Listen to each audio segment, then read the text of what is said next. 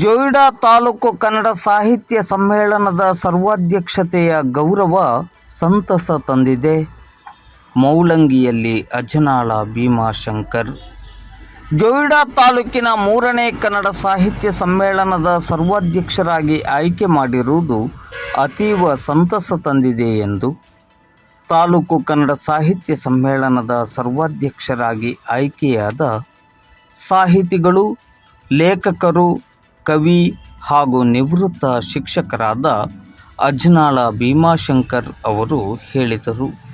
ಅವರು ಇಂದು ಗುರುವಾರ ಸಂಜೆ 6:30 ಗಂಟೆಗೆ ಜೋಯಿಡಾ ತಾಲೂಕಿನ ಮೌಲಂಗಿಯಲ್ಲಿ ಮಾಧ್ಯಮದ ಜೊತೆ ಮಾತನಾಡುತ್ತಾ ಸಂತಸವನ್ನು ವ್ಯಕ್ತಪಡಿಸಿದ್ದು ಹೀಗೆ. ಶಿಕ್ಷಕರಾಗಿ, ಕವಿಗಳಾಗಿ, ಸಾಹಿತಿಗಳಾಗಿ ಗುರುತಿಸಿಕೊಂಡವರು ತಾವು. ಈ ಬಾರಿಯ ಜೋಯಿಡಾ ತಾಲೂಕು ಕನ್ನಡ ಸಾಹಿತ್ಯ ಸಮ್ಮೇಳನದ ಸರ್ವಾಧ್ಯಕ್ಷತೆಯ ಗೌರವ ತಮ್ಮನ್ನು ಅರಸಿ ಬಂದಿದೆ. ಈ ಸಂಭ್ರಮದಲ್ಲಿ, ಈ ಸಂತಸದ ಕ್ಷಣದಲ್ಲಿ ಏನು ಹೇಳ್ತೀರಿ ಸರ್? ಸರ್, ನಾನು ಈಗ ಎಲ್ಲರಿಗೂ ಕೂಡ ಒಂದು ರೀತಿಯಿಂದ ಧನ್ಯವಾದಗಳನ್ನು ಹೇಳಕ್ಕೆ ಮಾಡ್ತೇನೆ. ಯಾಕಂತಂದರೆ ಇದು ಬಯಸಲು ಬಂದ ಒಂದು ಭಾಗ್ಯ ಆಗಿದೆ. ಹಾಗೆಯೇ ಎಲೆ ಮರೆ ಕಾಯಿ ಎಲ್ಲೋ ಇದ್ದಂಥ ನನ್ನನ್ನು ಅದಕ್ಕೆ ಕೇಬಲ್ ಆಗಿ ಮಾಡಿ ನನ್ನನ್ನು ಅಧ್ಯಕ್ಷರನ್ನಾಗಿ ಮಾಡಿದ್ದಾರೆ. ನಾನು ಅವರಿಗೆ ತುಂಬ ಋಣಿಯಾಗಿರ್ತೇನೆ ಮತ್ತು ಅಷ್ಟೇ ಖುಷಿನೂ ಕೂಡ ಆಗಿದೆ ಸರ್. ನಿಮ್ಮ ಮುಂದಿನ ದಿನಗಳಲ್ಲಿ ಸಾಹಿತ್ಯ ಚಟುವಟಿಕೆಗೆ ಇದೊಂದು ಶಕ್ತಿಯಾಗಿ ನಿಲ್ಬೋದಾ, ಸ್ಫೂರ್ತಿಯಾಗಿ ನಿಲ್ಬೋದಾ, ಪ್ರೇರಣೆಯಾಗಿ ನಿಲ್ಬೋದಾ? ಖಂಡಿತ ಸರ್, ಪ್ರೇರಣೆ ಆಗ್ತದೆ ಸರ್, ಖಂಡಿತ. ಇಂದಿನ ಯುವ ಜನತೆಗೆ ಸಾಹಿತ್ಯದ ಒಲವಿನ ಕಡೆ ಯುವ ಜನತೆ ಹೇಗೆ ಏನು ಹೇಳ್ತೀರಿ ಸರ್? ಯುವಜನತೆ ಹೆಚ್ಚು ಈ ಕಡೆ ಸ್ವಲ್ಪ ಸಾಹಿತ್ಯದ ಹತ್ರ ಬರಬೇಕು. ಬಂದಾಗ ಅವರಿಗೆ ಹೊಸ ಹೊಸ ವಿಚಾರಗಳು ಗೊತ್ತಾಗ್ತವೆ. ಆ ಹೊಸ ವಿಚಾರಗಳು ಗೊತ್ತಾದ ನಂತರ ಅವರು ಸಾಹಿತ್ಯದ ಒಲವರಲ್ಲಿ ಸಾಮಾನ್ಯವಾಗಿ ಹೆಚ್ಚಾಗ್ತದೆ.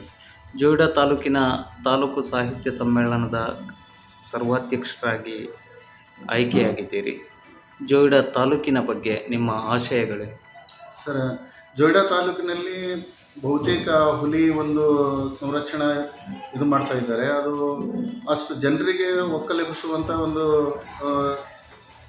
ಸಮಸ್ಯೆ ಆಗ್ತದೆ. ಹಾಗಾಗಿ ಅದು ಸ್ವಲ್ಪ ಜನರಿಗೆ ಸಮಸ್ಯೆ ಆಗದಂತೆ ಅದು ಆದರೆ ಒಳ್ಳೆಯದನ್ನಿಸ್ತದೆ.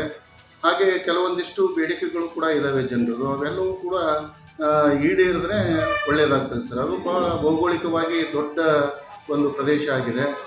ಕಾಡಿನಲ್ಲಿಯೇ ಸಾಮಾನ್ಯವಾಗಿ ಭಾಳ ಬಡ ಜನ ಎಲ್ಲ ವಾಸವಾಗಿದ್ದಾರೆ. ಅವರಿಗೆ ಅನುಕೂಲಗಳು ಆಗಬೇಕು ಅನ್ನೋದು ನನ್ನ ಒಲವು ಸರ್.